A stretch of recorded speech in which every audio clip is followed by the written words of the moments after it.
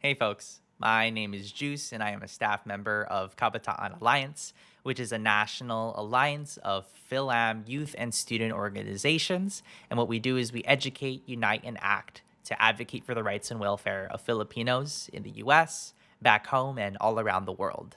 And today, I'm going to be doing a song for y'all called Filipino Puke. And I know that's a really weird title, but basically, what it is, it's a love song sung to the Philippines as if I was in a long distance relationship with it. And while I was making it, I was imagining what would be the most Philam sounding thing ever. And what I did was I sampled um, the song Lemonade by Jeremy Passion. And all the sounds are made with ukuleles, even the drum sounds. So enjoy.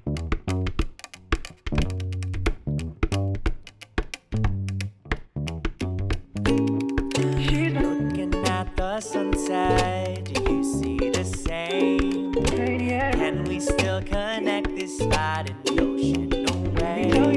Every time I hear your song, I'll sing along all night long, all night long. 8-ray sunshine, we be looking so fly. Sun-kissed, sun-dried, the heat making me tongue-tied. Rep the P and dub, but I'm from the Cali South Side. Filipino love, but still arrive on time. Crap, late to this bar, but I don't lie. With an ocean apart, it's easy to feel outside. To the culture and to political outcry, especially during a time of the COVID-19. But where our roots are grounded is a nation that was founded through resistance towards a superpower foe.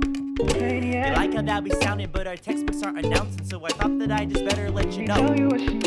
Pure mental congestion with this antihistamine. A wise one once said to know yourself, no history. No matter who tries to make us yet another colony, we be like, take it to the top, E-box sock. You feeling me? Looking at the sunset, do you see the same? Can we still connect this spot in the ocean? No way. Every time I hear your song, I'll sing along all night long, all night long. Oh, before the sun goes low, can't wait to see you when I come back home. See your brown eyes on your face at the same time, same place. Will we meet again? It's been forever since the last time we were together. Will I find some peace of mind? Find myself distracted by the constant grind. Oh, I know you feel abandoned by those that leave you.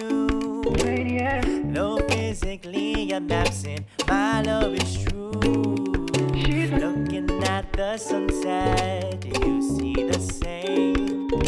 Can we still connect this spot in the ocean? No way. Every time I hear your song, I'll sing along all night long, all night long. Excuse me, I got something to say. If you feel me, please show that you can relate. Gotta relate, let all my plate be bugging me all day. Daily, people leave you and abandoned. What happened? My parents left and then landed. Tried to call you, but your language I can't understand. The sight of you is quite the striking analogy. Bougie resorts next to struggling families. Coincidence design, please tell me how can it be? I heard you had the wealth of gold mountains. But how can one be poor with that kind of surrounding? And if so, why do people leave by the thousands? I know that something needs to be different. Whether there or overseas, there's some kind of mission. Hope you listen, don't blink, don't be missing the spin. Is it that strange to say what I mean? Can you even say this stance is extreme? I want change cause I love the Philippines. Looking at the sunset, do you see the same? Can we still connect this spot in ocean? No way. Every time I hear your song, I'll sing along all night long, all night long. Looking at the sunset, do you see the same? See the same? We still connect spot in the ocean away. Every time I hear your song, I'll sing along all night long. Yeah, all night long. Hope y'all enjoyed. Peace.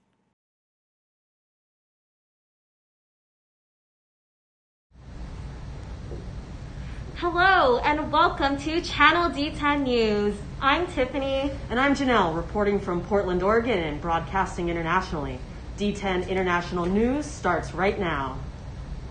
Today, December 10th, is International Human Rights Day. It's been recognized since the United Nations General Assembly initially adopted the Universal Declaration of Human Rights in 1948. Our special feature tonight highlights the trial of the people versus President of the Philippines, Rodrigo Duterte.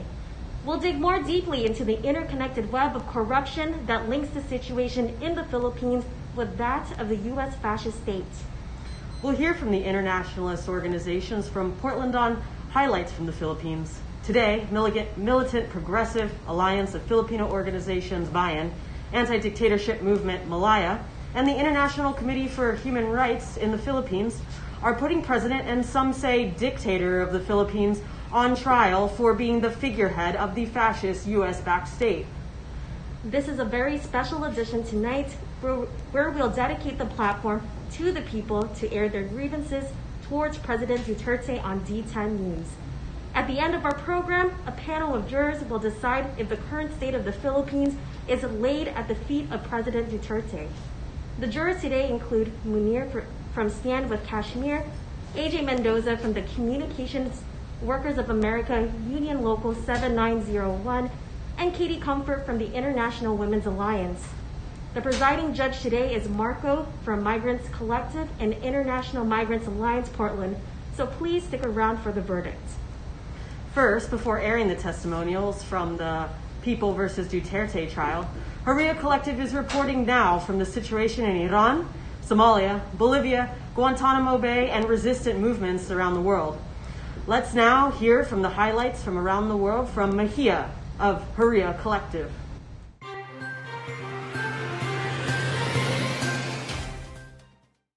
The recent assassination of Mohsen Fakhrizadeh, Iran's top nuclear scientist, shows that to this day the United States, along with its allies Israel and Saudi Arabia, will do whatever it takes to undermine diplomacy and international human rights with threats of military aggression and another devastating war. Since 1953, the U.S. empire has been involved in destabilizing Iranian politics. When the democratically elected Prime Minister Mohammad Mossadegh wanted to nationalize Iranian oil for the people's use, the CIA and MI6 organized to overthrow him. After that, the United States backed Mohammad Reza Shah, a brutal dictator who suppressed the Iranian people, leading to the 1979 Iranian Revolution. From 1979, the United States has imposed brutal sanctions on Iran, blocking the country from importing medicine, food, and other basic necessities.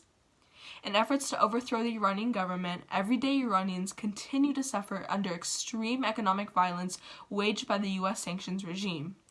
Under the Trump administration, the U.S. withdrew from the JCPOA, rising tensions with Iran and drawing the United States closer into another imperialist war in the region and potential mass global conflict. These tensions continued to escalate in January 2020 when the U.S. assassinated Iranian General Qasem Soleimani. The Pentagon just recently announced it would pull a majority of troops from Somalia, but made it clear that this would not mark the end of U.S. counterterrorism efforts in the region. Instead, troops will be sent to neighboring countries to allow for cross-border operations. The abundance of U.S. troops and military bases on the African continent can be attributed to AFRICOM. Established in 2007 to support diplomacy and development in Africa, but is instead a perfect example of the far-reaching effects of U.S. militarism and imperialism. AFRICOM uses U.S. military power to impose control of African land, resources, and labor in order to service the need of multinational corporations and wealthy individuals within the imperial core.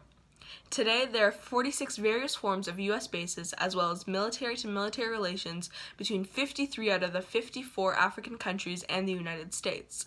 AFRICOM is just one example of the continued exploitation and subjugation of the African continent. We have just passed the one-year anniversary after sitting President Evo Morales was forced to leave Bolivia after the U.S. and its allies staged a coup, putting opposition party leader Janine Áñez in charge. The U.S. first launched attacks against Morales' government in 2002 when his party began gaining strength and popularity. A failed coup attempt in 2008 showed the West's rejection of not just President Morales, but of Bolivia's indigenous majority and the nation's social gains of the last 13 years. Sustained protest led primarily by the labor movement and indigenous people was met by fierce right-wing opposition and violence. This did not deter the masses, and this year's election results placed the Movement for Socialism party back in power, allowing an exiled Morales to return home. Here, in the belly of the beast, we are quickly approaching the 18th anniversary of the opening of Guantanamo Bay. The prison, designed as a place to hold people outside the law, is a continued symbol of state-sanctioned violence and human rights abuses at the hands of the U.S. government. There are 41 men who are still housed in the prison, 5 of whom have been cleared for release yet are still suffering behind bars. 26 of the detainees are being indefinitely detained without charge or trial. This is an egregious violation of human rights and international law. While former presidents Bush and Obama decided the prison should be closed, it has still remained open at the end of their respective presidencies. Guantanamo Bay is a haunting legacy of the imperialist war on terror. From Guantanamo Bay to Rikers Island to Eloy Detention Center to prisons all over the world where the United States has exported its legacy of violence and terrorism, the carceral state and the entire policing apparatus exist to detain and disappear our people while maintaining the power and interests of the ruling class. As imperialism and fascist repression escalate all around the world, so too does the power of the masses. Wherever imperialism rears its ugly head, the people rise in resistance. In India, in response to a sky-high pandemic death toll, austerity, and Modi's fascist leadership, 250 million farm workers gathered in New Delhi, taking part in the largest organized strike in labor history. In Paris, thousands have taken to the streets in response to a proposed global security bill that would increase surveillance and limit police accountability.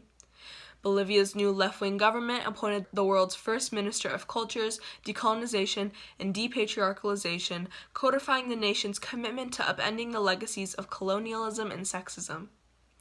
In occupied Western Sahara, the Sahrawi Liberation Movement has announced a return to armed struggle against the brutal occupying presence and in defense of Sahrawi sovereignty and self-determination.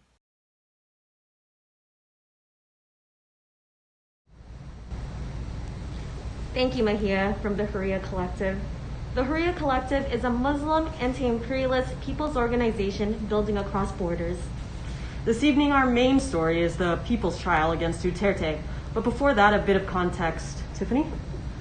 Yes, people's trials are non-governmental trials that are independent, peaceful, created by members of civil society in order to address impunity that is associated with ongoing or past atrocities. As such, they offer society an alternative history and create a space for healing and reconciliation to take place that may otherwise be stifled by political agendas and legal technicalities. Since the 1960s, people's trials and people's tribunals have grown and developed to address many kinds of situations, from genocide to environmental degradation. Thanks for that background, Tiffany. This evening, we'll have 6 people's organizations lined up to air their grievances. We'll be hearing about the recent passing of the anti-terror law and the Filipino women it's affected, Portland State University's questionable relationship with Boeing, the situation of land defenders in the Cordillera region of the Philippines, the plight of the Filipino seafarer, and the issue of the imperialist military-industrial complex. Well, let's head over to our first guest, Angelica Lim from militant Filipino women's organization, Gabriela Portland. Greetings from Gabriela Portland. Thank you for inviting us to give testimony today. We join you on this day of international human rights as we offer strong solidarity to human rights defenders all over the world. Today, alongside the toiling masses in the Philippines, we give testimony of the atrocious and callous nature of the Duterte government. Many Filipino women and gender-oppressed peoples have felt the intense brunt of the ineptitude of the government under President Rodrigo Duterte. We have much to criticize of his violent leadership. We have much to expose of the U.S.-Duterte partnership. Duterte has continued the legacy of macho fascist tyranny in his term, especially against women activists, organizers, and human rights defenders. Duterte has hurt many poor and working class Filipinas, mothers, wives, sisters, all under his anti-people policies. In Duterte's 4 years as president, thousands of people have died in the so-called war against drugs. He has left mothers childless, sisters grieving for their brothers, children with no parents to return to, all under the continual attack on the poor. Duterte continues to rob the families of the victims of any type of justice. He is systematically murdering the most oppressed people in the Philippines. He has massacred peasants, indigenous people and activists, and also human rights defenders. He has arrested and charged activists with trumped-up cases against those he considers political opponents. Even under COVID-19, Duterte has found ways to deprioritize the people even more, spending more effort in militarization and people's repression than the fundamental needs of the people. In the last few months, there have been massive posts and sharings of memes, posters, and statements on social media. Duterte is terror tagging his critics and members of progressive organizations in the Philippines and also overseas. These posts are not unique to the Duterte fascist government, but also to many fascist governments around the world. They are used to spread fake news, to attack critics, to silence activists, including Gabriela USA. And this comes at the heels of continuous news of extrajudicial killings and heightened attacks against human rights defenders and leaders of people's organizations who have continually been outspoken against Duterte's government. These attempts to suppress the organizing of Gabriela are weak attempts at repressing the overall mission to arouse, organize, and mobilize women towards national democracy in the Philippines. They are cowardly attempts to silence Gabriela, its members, its supporters, its allies, and to erase the decades of struggle and success in raising peasant and working women towards collectively organizing and changing society. The work of Gabriela includes state recognition of women's and children's rights and laws such as the Anti-Rape Law, the Magna Carta of Women, the Juvenile Justice Welfare Act, occupational safety and health, expanded maternity leave, and most recently, the Philippine Human Rights Act. All policies that we feel the government should be enacting that are pro-people. In the United States, Gabriela Portland endorses the PHRA and is actively fighting to suspend U.S. military activity in the Philippines until these human rights violations are investigated and until all responsible parties are held accountable.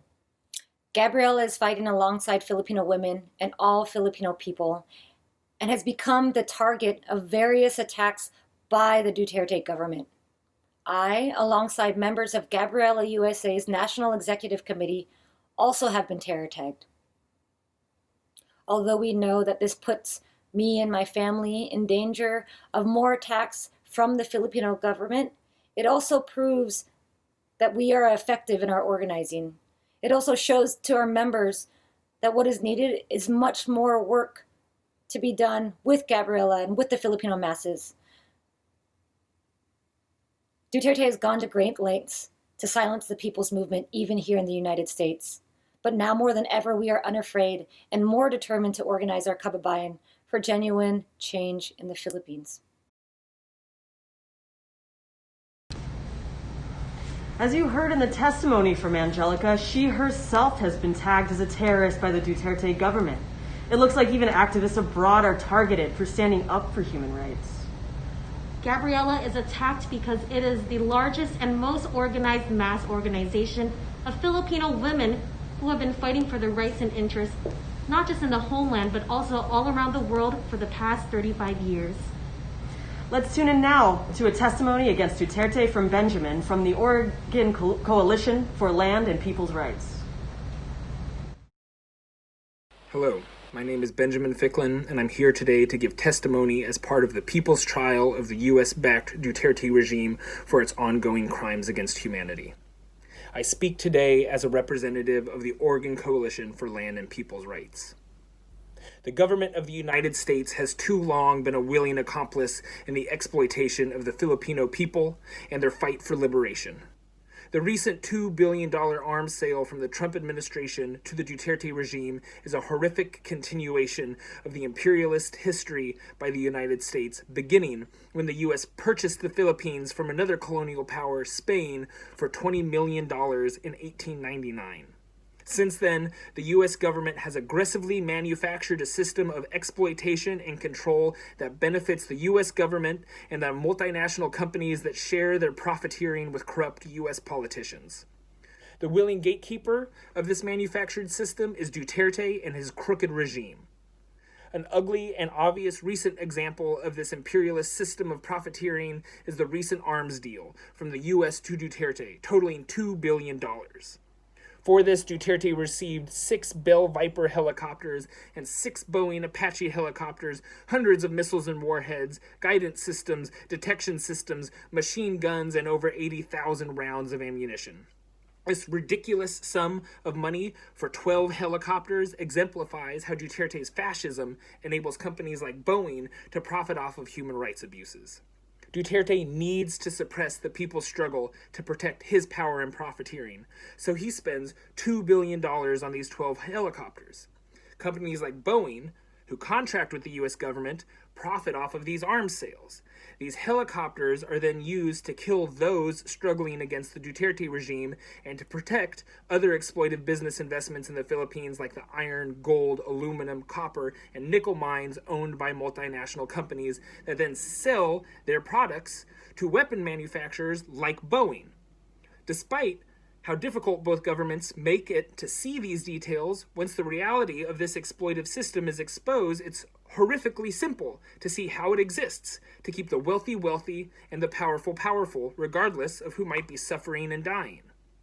These capitalist-driven human rights abuses are occurring right alongside environmental devastation.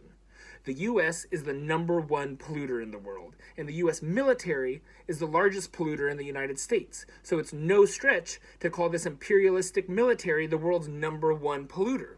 And while a single Boeing bomber will produce staggering amounts of CO2 annually, countries like the Philippines exist on the front lines of our climate collapse, resulting in 10 typhoons so far in 2020 alone. While these U.S.-based multinational companies produce huge amounts of CO2, the people inhabiting Pacific Islands will be the first to suffer from climate collapse. Despite this, the Duterte regime has killed over 150 land defenders since coming into power.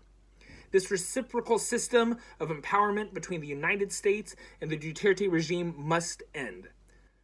The Oregon Coalition for Land and People's Rights is trying to dismantle this system from within Oregon, and our first target is Boeing. We will kick Boeing out of Oregon. We're calling on Portland State University to cease its internship with the Boeing company. We pledge to maintain our solidarity with the Philippines by resisting these ludicrous arms sales, by exposing the U.S. system of profiteering through imperialism, by defending the human rights organizations that are now being terror tagged, and by supporting the people of the Philippines in their fight for liberation. Now is when we must act to dismantle these systems of oppression. Now is when we demand the U.S. end its ties to the Duterte regime. Long live international solidarity, and I thank you for considering my testimony. As militarism and fascism rises across the planet and climate catastrophes worsen, the Oregon Coalition for Land and People's Rights wages various campaigns and actions to serve the people and our global ecology. I'm sorry, we have to interrupt the people's trial with an urgent extreme weather update from the Philippines. Weather person Nay, can you hear me on the ground? Okay, let's go to Nay and Camilo from the Anikbayan Portland Environmental Justice Desk with this important typhoon update. Breaking news. We're interrupting this program to bring you an urgent weather updates. Reporting to you live from the people for the people, I'm Nay Milo, your trusted reporter from Channel 10 News, giving you the most up-to-date information on the most recent typhoon disaster.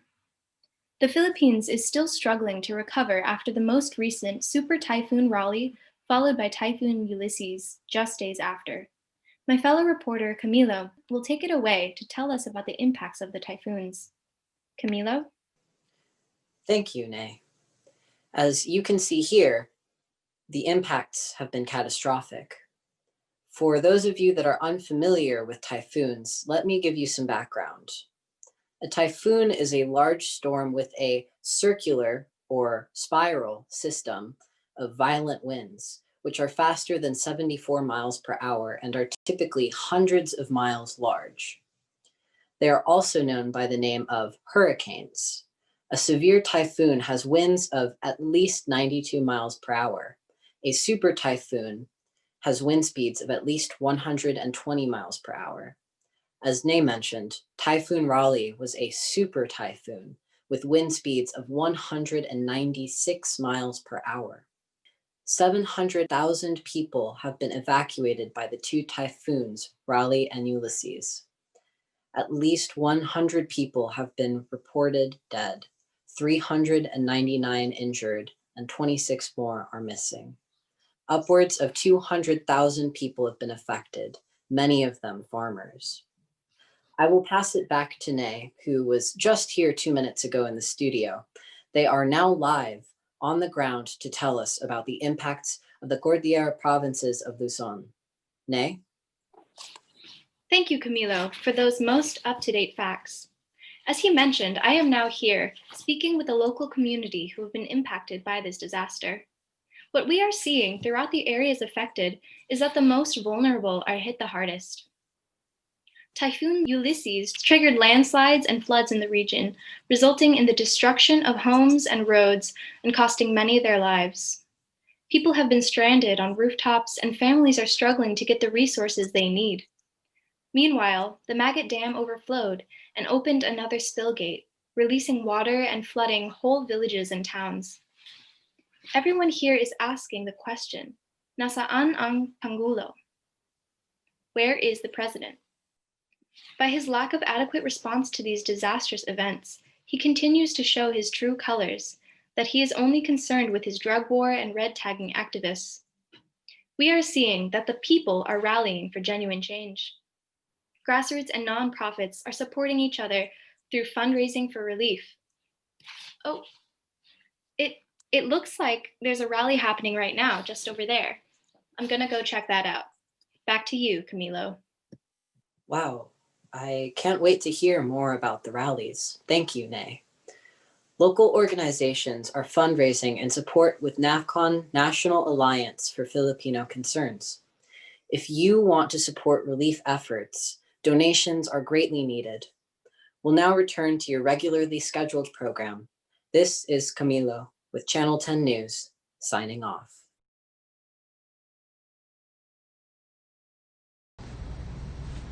Stay safe out there, Janae. Thank you for the live report. Let's transition over to Angelica Brown from the Portland Committee for Human Rights in the Philippines. Hello, my name is Angelica Brown, and I'm a member of Portland Committee for Human Rights in the Philippines. I'm here today to speak on behalf of the people in indicting the Duterte regime of crimes against humanity, against the people of the Cordilleras, their land, and its rich resources and history of resistance. The Cordilleras are a land rich in minerals, agriculture, trees, and vegetables. The Cordillera is known as the watershed cradle of northern Luzon, with its major river systems supplying fresh water to various provinces. It's also known for its rich mineral deposits such as gold, manganese, and copper. Its forests are dense and full of many kinds of trees, including pine trees, which are found nowhere else in the Philippines. It is a major source of vegetables in Luzon Island, and agriculture remains a primary source of livelihood for the people in the region. The indigenous peoples of the Cordilleras have been able to create and sustain cultures and traditions in their lands. The indigenous people and non-indigenous people of the Cordilleras live as peasants, small production farmers, and wage and informal workers. Because of the richness of this land, the Cordilleras are a target for corporate profit through the plundering of their resources and the violation of indigenous people's rights to their land. This rich land is ravaged by multinational corporations and military occupation. The region remains blanketed with more than 100 mining applications covering 630,350 hectares of land and more than 100 hydropower and geothermal power projects. All of these industries are infamous worldwide for the damage they do to the natural world and human populations. Mining contributes to deforestation, biodiversity loss, erosion, depletion of local water resources, and pollution of soil, water, and air, all of which can lead to significant health issues in local human populations. The peoples of the Cordillera have been suffering under an onslaught of extractive and destructive industries for decades. Most recently, Duterte illegally forced Chevron's Kalinga geothermal project through an executive order, a clear violation of the indigenous people's free and prior informed consent. But through this targeted plunder and violence, they have never relented in defending their ancestral lands. They have waged tireless struggle against the installation of the World Bank-funded Chico dams in the 70s and 80s, and the Cellophil logging project in the 70s, under the Marcos dictatorship.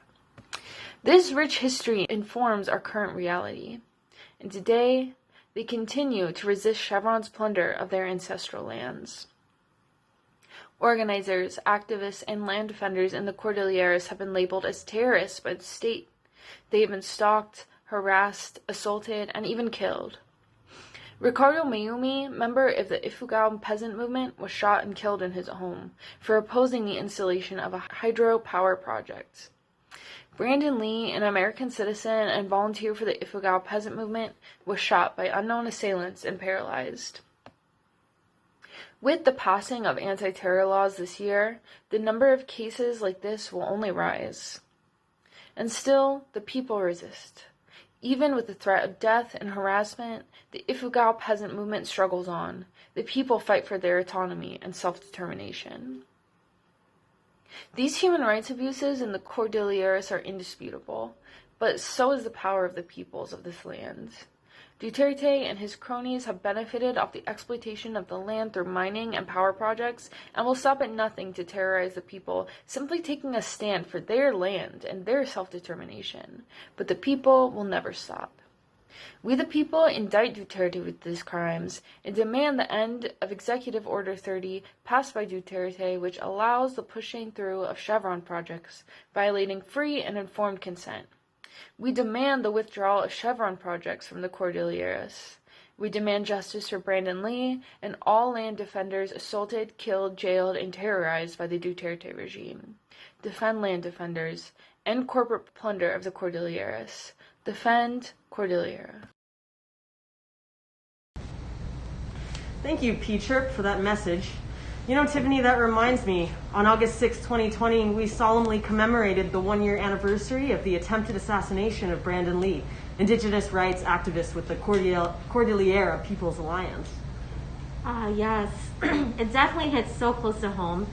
I know Brandon Lee is a Chinese-American activist originally from San Francisco, so it's striking how no matter where you come from, standing up for Indigenous people's rights makes you a target of the Philippine government. That's right. Next, we have a testimony from Johnny and Oscar from National Democratic Migrants Org, Migrante Portland. For many generations, Filipinos have been conditioned to leave their families and their communities to go abroad. But how is this conditioned? It is instilled in our culture and our education in the Philippines that a better life is to be found overseas. Leaving the country is better than staying in the country, whether it's domestic work, healthcare, service work, or working as seafarers. Overseas Filipino workers are seen as heroes of the country, but we know otherwise, that this opportunity is not an opportunity at all, but part of the neoliberal agenda and the labor export policy constructed in the 70s that entices cheap labor overseas to host countries, including the US, draining the Philippine economy of young minds and a strong workforce. Over 10 million Filipino nationals currently work overseas. That includes both land-based and sea-based workers. That is at least 10% of the total population of the Philippines forced to migrate to stake out a livelihood as a result of a corrupt government and military facilitating corporate greed and plunder. Many OFWs become victims of human trafficking, like the teachers at Garland Independent School District in Texas and the thousands of J-1 visa holders. OFWs are contracted by private companies that serve as middlemen between the Philippines and the U.S. when dealing with travel classifications for work visas. Many OFWs pay thousands of dollars to these private companies to work in countries like the U.S. When they get here, many become undocumented. About 1 million Filipinos are undocumented in the U.S. This status makes them more vulnerable to exploitation and abuse at their workplaces. Filipinos make up a large number in the healthcare industry as nurses, CNAs, and caregivers in the U.S. During this pandemic, about 31.5% of all COVID-19 nurse deaths were Filipinos. We see here that our kababayan are already facing so many challenges as migrants and other difficulties brought about by COVID-19. But during this time, the Duterte regime added another layer of problems with the premium increase on PhilHealth and its mandatory membership. PhilHealth is mandatory health insurance that Filipino citizens both at home and abroad must pay for. To add insult to injury, PhilHealth is not accessible overseas, so our kababayan are paying for insurance they cannot even access, despite their already strained financial and legal circumstances. This is simply a ruse by bureaucrats in the government to milk its own people of the very little income they already receive for their own greed. The factors that afflict our kababayan overseas are compounded when we consider OFWs that are contracted as seafarers. Locally, vessels regularly come through the ports of Vancouver and Portland, where 43% of U.S. cargo imports come through and 40% of all U.S. grain exports are sent out. In these vessels are seafarers, of which are 1/3 Filipinos. Seafaring is one of the most dangerous occupations because of poor safety practices and unsafe ships. In addition to the dangerous workplace conditions, seafarers continue to face exploitation.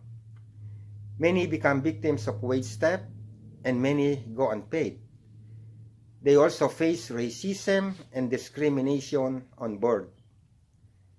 One of our visits at the port of Portland, we learned from our kababayan seafarers themselves about the exploitation they are experiencing. While on board, they were not being given fresh bottled water. Instead, they were forced to use water coming from an old trusted water converter. Even though there were bottled water available, they were only being distributed to the officers. During this pandemic, the exploitative conditions of seafarers has worsened. Many workers have been stranded at sea for months due to the closure of transit ports and the government's slow response in taking responsibility for their safe return home.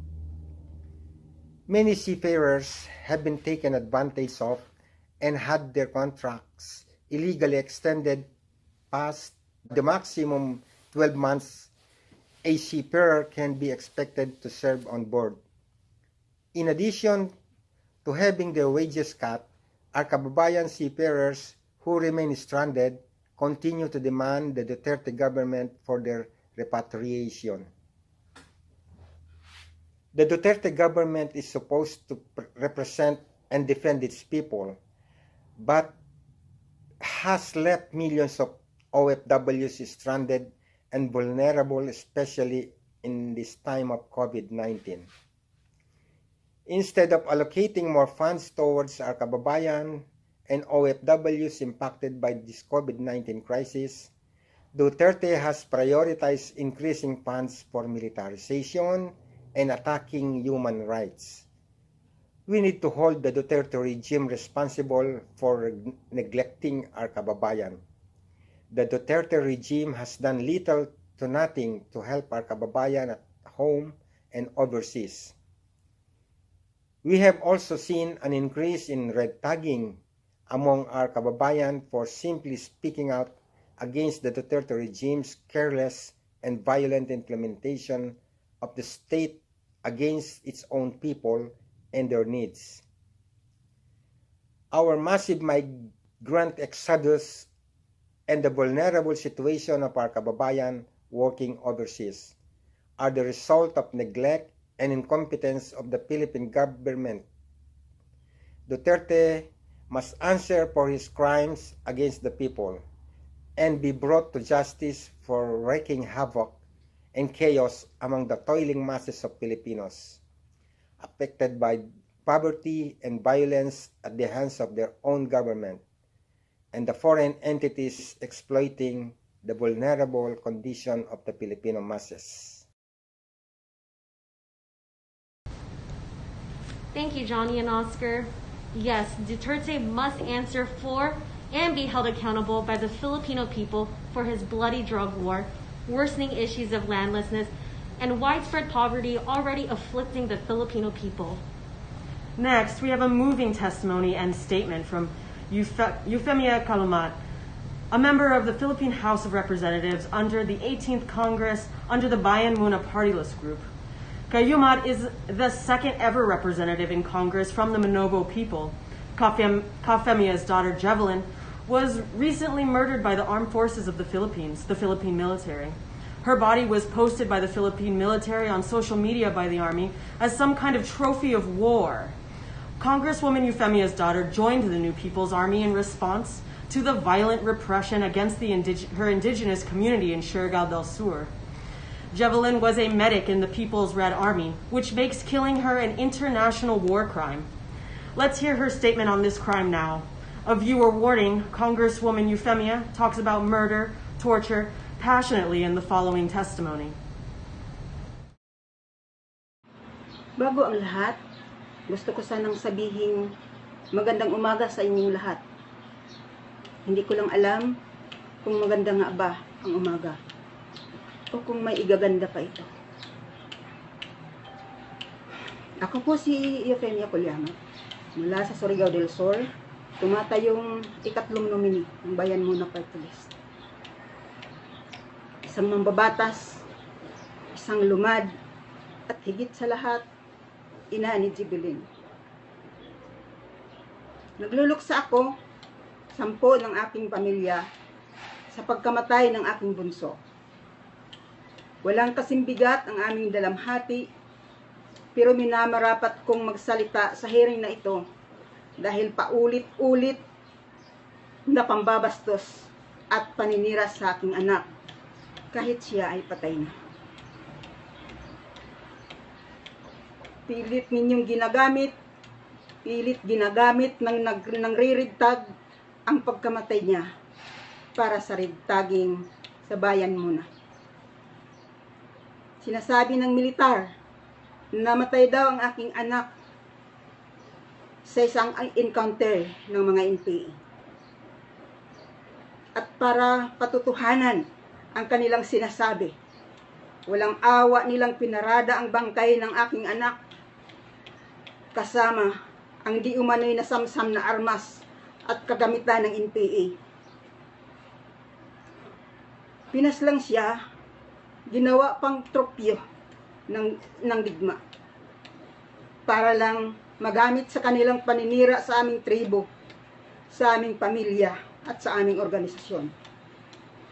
Mahal ko ang aking anak. Hindi ko siya kailanman ikahihiya o ikatatawa. Ako ang nagpasilang sa kanya. Mabait siya. Walang ibang hangad, kundi ang matulungan ang mga lumad laban sa mga nang-aapi sa amin. Hindi siya tanga na madaling madala, lalong hindi tipong na magpapaluko o bulag na susunod. Kaya hindi ko kailanman matanggap ang mga paratang sa kanya na siya ay nalinlang lamang. Hindi madali para sa isang anak, para sa isang ina na mawalay sa anak. na nagpasyang lumahok sa ibang uri ng pakikibaka. Pero kahit hindi ko ginusto na malagay sa panganib ang aking anak, ako rin ang gumagabay sa kanya mula ng una niyang pagtayo hanggang matuto siyang lumakad at tumakbo. Kaya nagpasya akong igalang ang kanyang personal na desisyon. Hindi ako ang nagtulak sa kanya na lumaban. Hindi rin ang mga organisasyon ang nagtulak sa kanya. Nakagisnan niyang busabos na kalagayan ng mga lumad. Isang palagiang operasyon, military operasyon, ang pagpaslang sa aming kababayan at malubha at patuloy pang lumulubhang kahirapan sa aming lugar. Lumaban siya dahil sa bulok na sistemang ito. Naging rebelde siya. Salamat sa inyong naka-uniforme. Kayong mga hindi na nakapaghintay na matapos man lamang ang aming pagluluksa. At gigil na ninyong gamitin ang kanyang pagkamatay para bigyang katuwiran ng inyong paninira at paninikil sa aming organisasyon. Lilinawin ko lamang, walang kinalaman ang bayan muna sa naging desisyon ng aking anak. Hindi niyo siya maaring gamiting ebidensya para saritagin ng aming organisasyon, pagkat personal niyang desisyon ang kanyang sinusunod. Hindi sa akin, lalo't hindi sa bayan muna.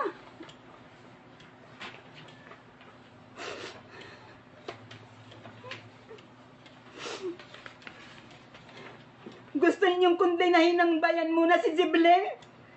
Hindi po.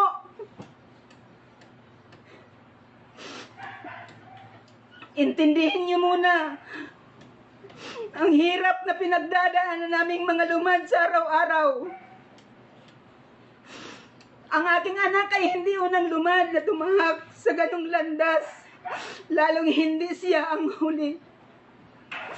Kayo ang mahigit pang nagbubunsod sa kanya na lumaban. Ginawa ninyo ang pagmamalupit sa anak ko. Magtataka ba kayo kung bakit hindi matapos-tapos ang digmaan sa ating bansa? Nanawagan ako sa lahat. Sa halip na siraan ng anak ko, ang aming pamilya at organisasyon, bakit hindi natin harapin ang tunay na dahilan kung bakit nasa gitna pa rin tayo ng digmaan dito sa atin? Subukan ninyong bigyang pansin ang kalagayan ng mga mahihirap, lalo na sa mga katutubo. Alamin niyo ang problema ng aming komunidad. Itigil ang panggigipit sa amin. Igalang ninyo ang namatay. Ang aking pagluluksa, ang aming pagluluksa. Sana'y pakinggan ang kapulungan ito. Ang aking hiling bilang isang ina. Ina na hindi na kahit kailanmang magkakapagalik ng kanyang anak. Maraming salamat po.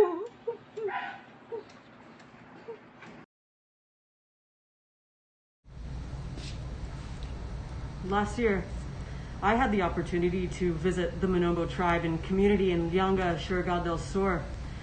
Their community is a beautiful force, and we sat with them and heard many stories of intense, multi-generational brutality from the Philippine government's armed forces.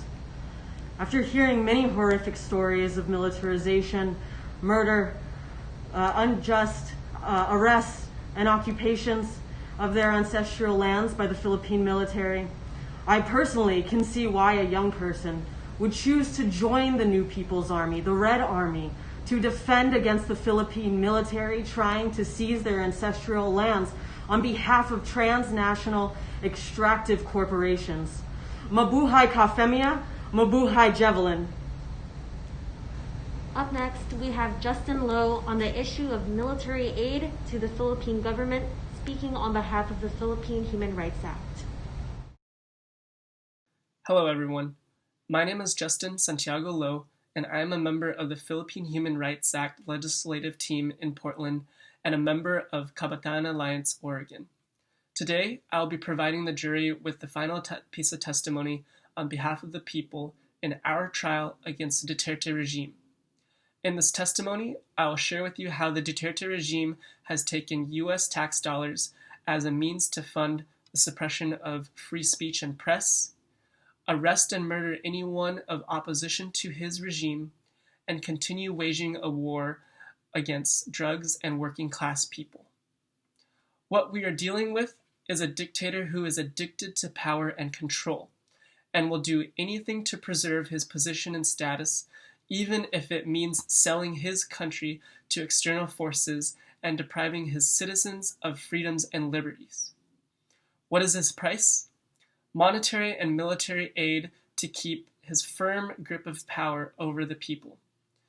Since 2016, the United States government has given over $550 million in military spending to the Philippines. Here are some breakdowns of that spending. $60 million in drones and aerial surveillance over our skies and people, $30 million to move troops into our provinces and land, $5.7 million to staff bases that scar and occupy our backyards, and $4 million in technology and intel to spy on us and our loved ones. In addition, there has been $33 million spent on military aid specifically to the Philippine police, specifically to aid actions dubbed as counterterrorism and counter-narcotics operations. That is a real convenient way to say funding the suppression of people's basic human rights and the act of extrajudicial killings. This funding, which is coming at the expense of U.S. taxpayers, could be better spent to address a broad swath of socioeconomic and climate-related issues in the Philippines, instead of waging a war on the people. With that $550 million, the Philippines could have used that money to support people during the worst public health crisis in modern time, with the people still dealing with the fallout of an uncontrolled and uncontained pandemic and the destruction of 2 consecutive super typhoons on our lands. If there was any time to prove and demonstrate what the Philippine government cared about, now would be the time. But instead, the Duterte regime has made it clear what its priorities are: power and control over the people. By now, I hope I've made it clear that if the Duterte regime is the Bonnie in this matter, then the United States government is the Clyde of the story. The people hope that you find the Duterte regime guilty of the crimes that have been indicted on this case, but furthermore, that you do not let the United States free of responsibility or blame. In fact, there is still action to be taken so that the funding of human rights violations by Philippine security forces ceases.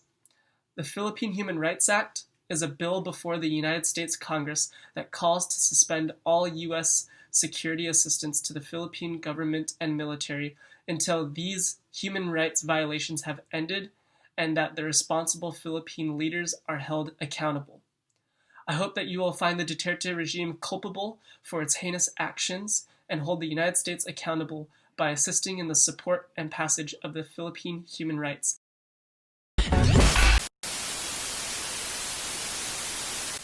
And eye on the ball. It makes me wonder and worry. What is the government afraid of? Why are they afraid of journalists? Attacking media freedom in the Philippines, President Rodrigo Duterte takes legal action to shut down the largest TV network, which is also his fierce critic. Journalists accuse him of dictatorship. So what now for freedom of speech? Freedom of speech, freedom of speech.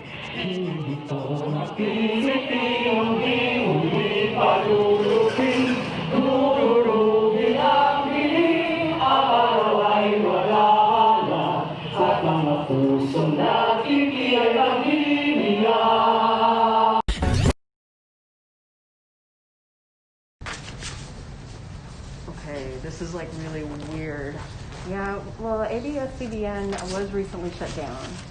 Oh, this is like not the first time that like our programming has like these weird signals and stuff. Like, I know that there's like some efforts by like the Philippine government to like block like progressive news sources and stuff. I'm really sorry, like I don't know what that was. It's like, yeah.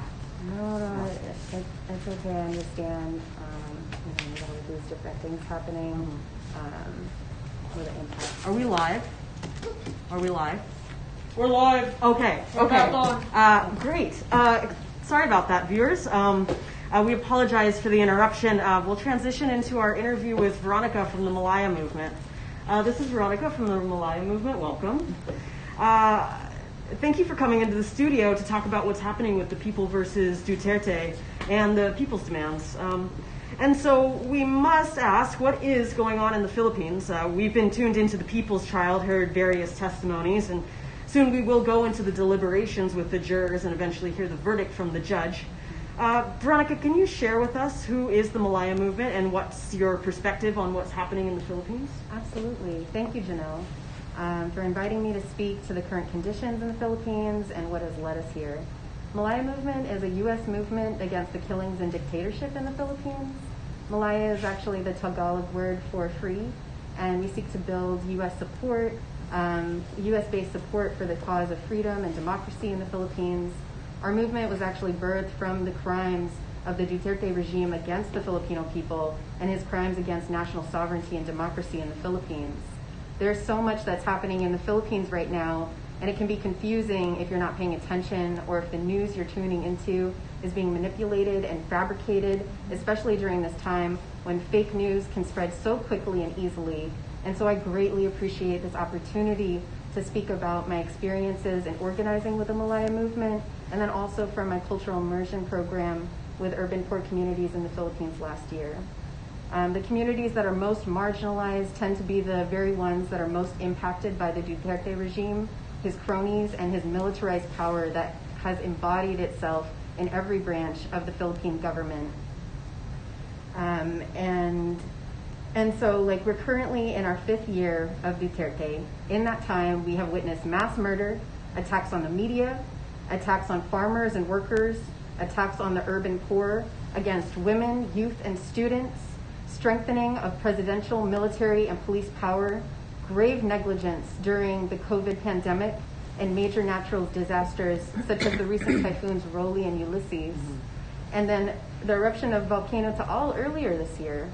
In my immersion program, I had the opportunity to interview, witness, and learn from those that are still surviving the impacts of Typhoon Haiyan, which happened back in 2013, and how it wasn't the government that helped them survive, but it was the local mass organizations as Gabriela and Karamay.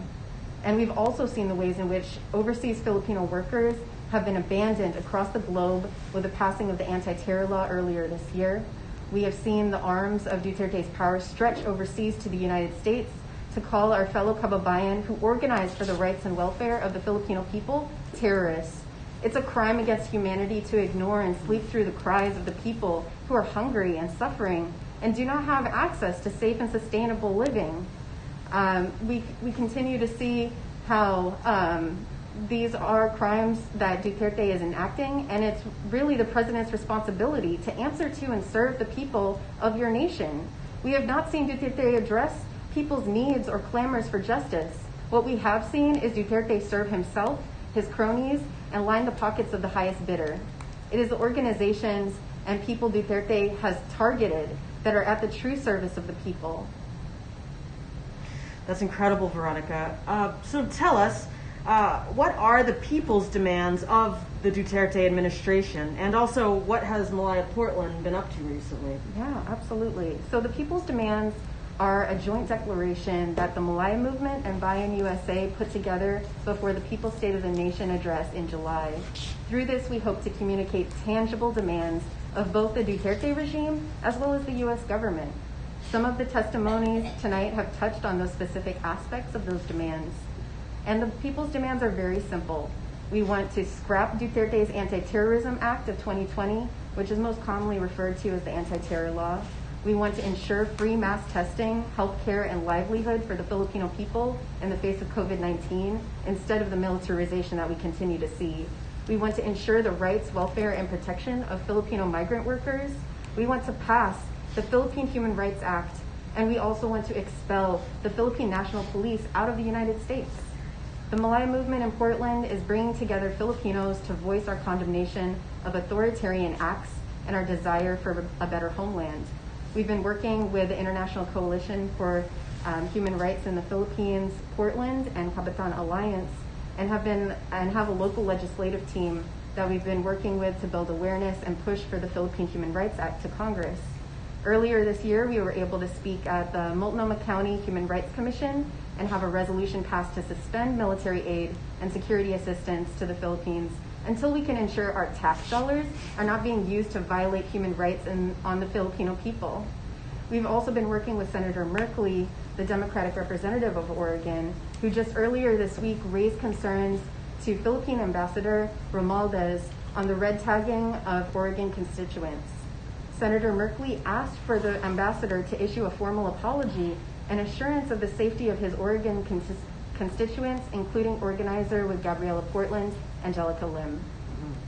It is interesting to learn that Philippine Ambassador Romualdez is a relative to Imelda Romualdez Marcos, wife of late dictator Ferdinand Marcos, which sheds light on the Philippine ambassador's position to not genuinely uphold the interests of overseas Filipinos.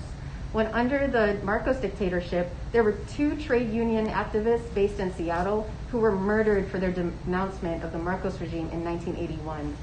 This is one example of terror tagging in the U.S.-based Filipinos that the Malaya movement and other concerned Filipinos, Filipino Americans, human rights activists, we just cannot take this lightly, as historically it's led to injustice and death. The Malaya movement would like to thank the senator for his support on this pressing issue and his apt critique of President Duterte and his office's efforts to hold the Philippine government accountable to attacks on Filipino human rights advocates that are based in the United States, given these atrocious and obvious human rights violations that have happened under the Duterte regime. We know that 2021 will bring new challenges, and we're also determined to rise to the occasion and continue fighting for genuine democracy and building the mass movement to help ensure this happens. Thank you for that overview, Veronica. That's incredible. I had no idea. I think the Malaya movement is having an orientation soon, so for people who are interested in anything that Veronica just talked about, you can learn more at that new member orientation. So thank you very much, Veronica.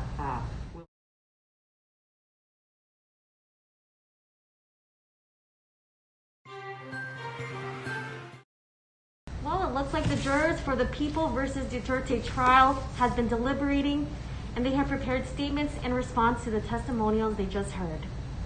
Yes, we'll be hearing statements from Munir with Stand with Kashmir, AJ Mendoza from the Communication Workers of America Union Local 7901, and Katie Comfort with the International Women's Alliance on their conclusions on the case. Let's go to the jurors' room now.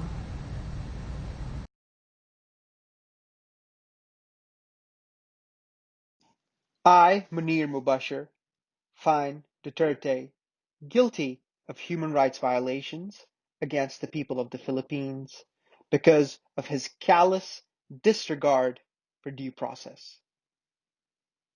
I find Duterte in clear violation of the following articles of UN Declaration of Human Rights. Article 3, right to life.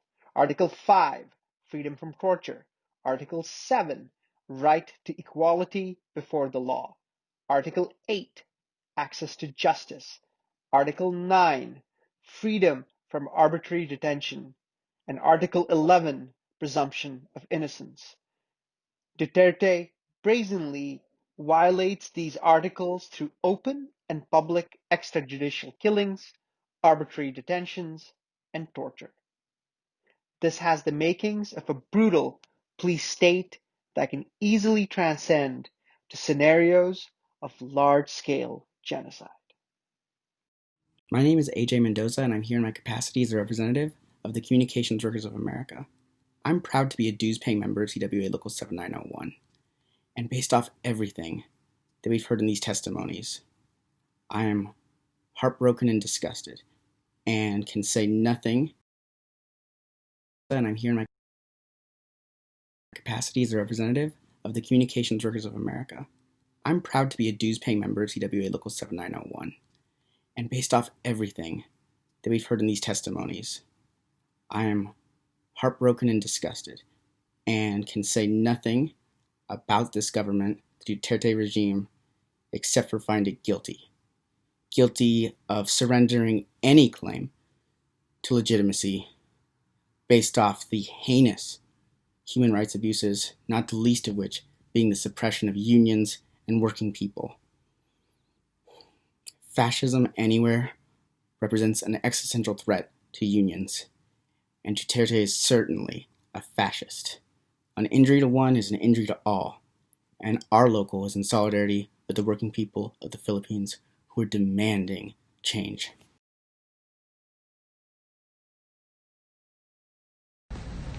I, Katie Comfort, find that President Rodrigo Duterte is guilty of human rights violations against the Filipino people because those who spoke to Duterte's tyranny today show that the Filipino people have suffered relentless beating and oppression under the Duterte regime's militarist and anti-people response to the COVID-19 pandemic and successive calamities. The rotten regime abandoned its obligation to address the health and economic needs of the people. It intensified repression and imposed measures which worsened poverty and hunger amongst the people of the Philippines, both at home and abroad. Fearing the power of Filipino people to stop his power grabbing and tyranny, Rodrigo Duterte used deception and intimidation on one hand and violence and armed suppression on the other. The past months saw intensified suppression of the mass media and red tagging, and the campaign to sow disinformation, lies, and trash talk against the justness of the mass movements which represent the broadest masses of the people. At the same time, Duterte used the longest lockdown and restrictions on people's freedoms and surveillance, imprisonment, and successive murder of known revolutionaries, mass leaders, and activists. Worse, he railroaded the new terror law, which effectively imposes fascist dictatorship without declaring martial law.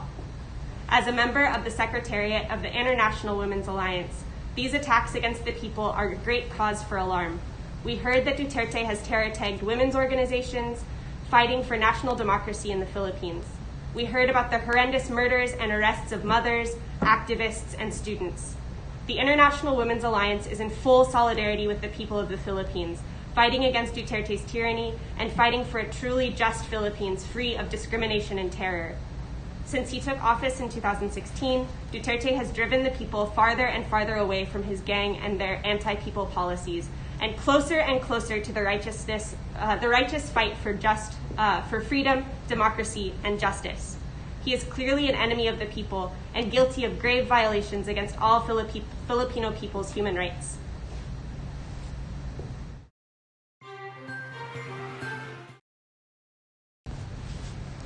Okay, you've heard it from the jurors. They're united that Duterte is guilty as charged for committing heinous human rights violations against the people of the Philippines. Now it's up to the Judge Marco from the International Migrants Collective. But before that, Tiffany, I know you're getting ready for the holiday season, so while Marco, the judge, is getting ready to deliver the verdict, I think we can visit you at your home and we can see what you've been up to. Oh yeah. Oh yeah. Man, it's Christmas. When am I even gonna wrap?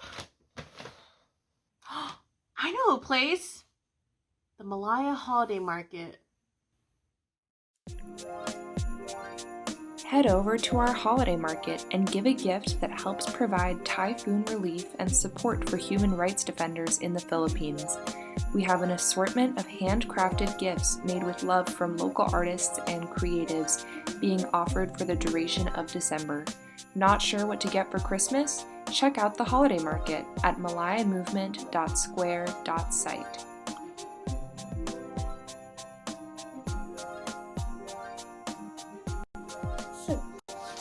Great idea.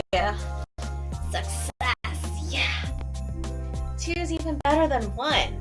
Yeah.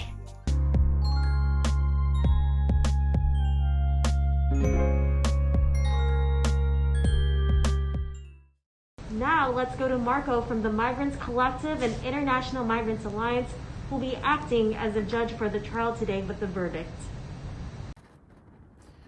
My name is Marco Mejia, and I'm the judge today in this trial.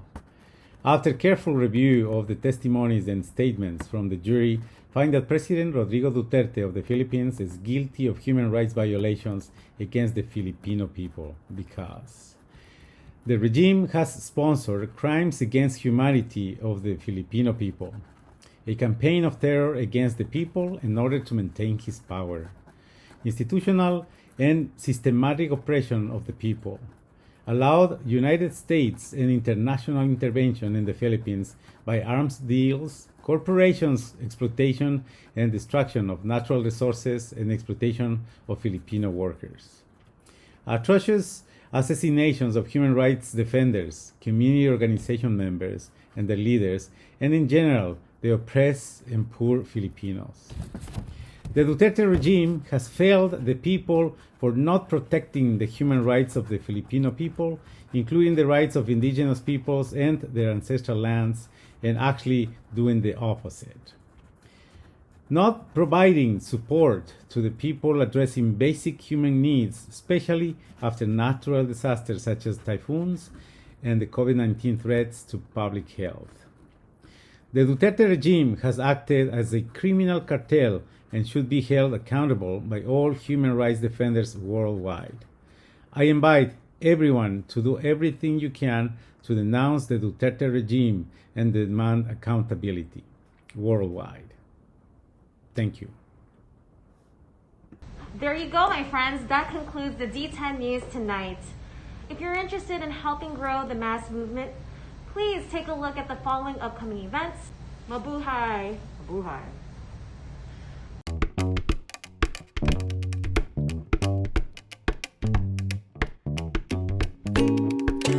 Looking at the sunset, do you see the same? Can we still connect this spot in the ocean away?